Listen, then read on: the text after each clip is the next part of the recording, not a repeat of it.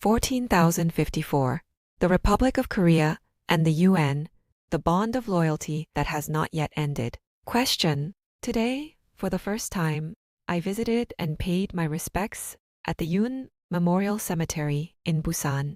Prior to my visit, I learned about the lives and dedication of the many veterans who fought in the Korean War, as well as the stories of those who passed away in their homelands after the war, only for their remains to return to the Republic of Korea to be laid to rest. Seeing those who, in their youth, risked their lives and primed to dedicate themselves to the freedom and democracy of Korea and humanity, still wishing to be buried in this land even after their lives ended, and seeing their families honor those wishes by bringing them to Korea, filled me with deep emotion and reverence. According to an AI mentor's advice I received, this phenomenon signifies that, beyond being just a place where a war was fought, the connection and energy of the moments when humans most purely dedicated themselves to the public good still remain here. Master, what kind of flow of connection continues after death for those who lived as public figures, sacrificing themselves for humanity?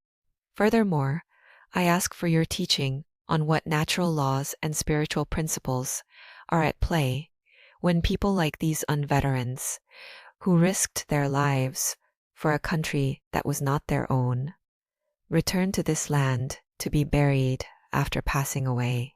We need to study the UN as an institution, but we are not doing so. We must understand what the greatest achievement of the UN has been since its creation, bringing the world together to sacrifice and rescue the Republic of Korea from an immense crisis, thus lifting this nation up, is the UN's greatest achievement. The Republic of Korea is growing now, and the UN is watching us.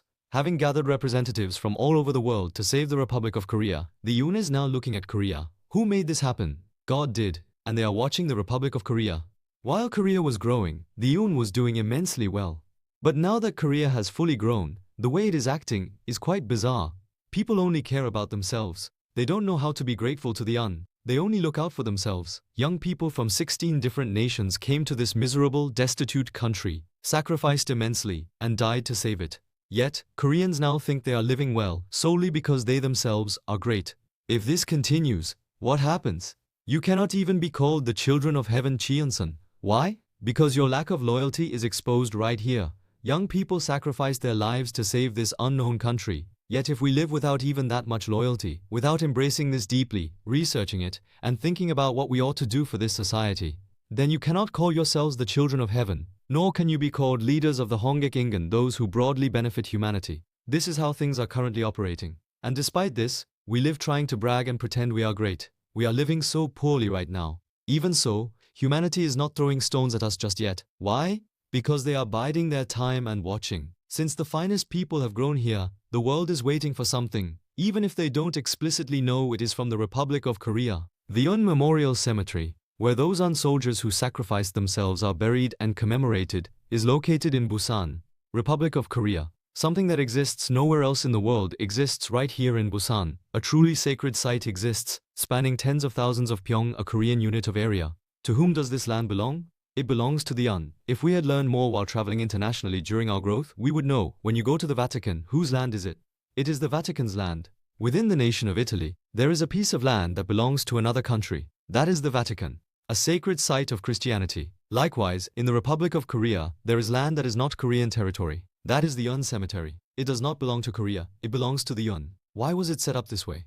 On this land where the children of heaven live, this UN cemetery exists because this land was carved out and handed over to the UN. However, the UN has now reached a point where it lacks power. The UN is struggling immensely to get anything done. Why? Because it operates on financial contributions, and it has lost sight of what it is supposed to do. As a result, it ends up being dragged around, taking the side of whichever country pays more dues. It has become a world where countries threaten, if you don't do something for us, we will pull all our funding. What kind of gangster-like world is this? Yet, the UN existed for the sake of the Republic of Korea. After saving Korea, the UN managed to function for a few decades while we were growing up. But now, because Korea has fully grown and is not doing anything in return, the UN is facing an existential crisis. We must revive the UN. We must keep our loyalty to the UN and enable it to perform work that shines brightly for humanity. Although this environment has been created, the UN is currently an organization that is unable to properly operate.